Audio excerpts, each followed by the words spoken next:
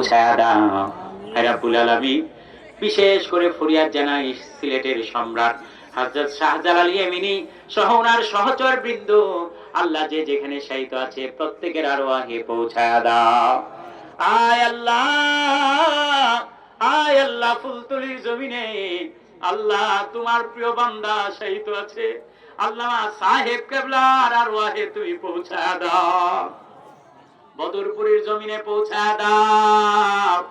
আয় আল্লাহ, সোনাগান্দা আড়াইবাড়ি থেকে শুরু করে বাংলার জমিনে আল্লাহ সরসিনা ফুরফুরা থেকে শুরু করে আয় আল্লাহ যত ওলি আব্দুল গাউস কুতুব পীর মাশায়েখ আলেম উলামা মুফতি মুহাদ্দিস ইমাম সাহেব মুয়াজ্জিন যারা পরিমাণ ঈমান নিয়ে যারা কবরে আছে প্রত্যেকের কবরে কবরে আজকে হাদিয়া পৌঁছা দাও।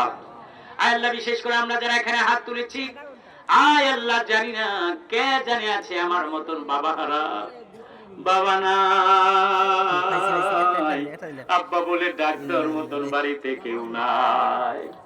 কে জানে আছে রে বাড়িতে মা জননী বলে ডাক দেওয়ার মতন আর কেউ নাই। ও মালিক, এই গভীর রজনীতে তোমার দরবারে ফরিয়াদ, আমাদের আব্বা আম্মার কবর গুলাকে এই মুহূর্তে তুমি জান্নাতের বাগান বানায়া দাও।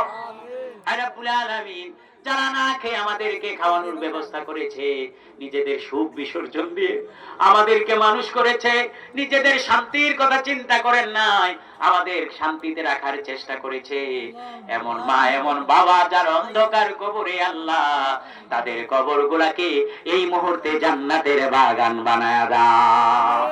আল্লাহ আমাদের আদরের দাদা দাদি নানা নানি মাতৃকুল পিতৃকুল শ্বশুর শাশুড়ির কুল যত মানুষ কবরে শায়িত আছে প্রত্যেকের কবরে কবরে আজকের হাদিয়া পৌঁছায়া দাও।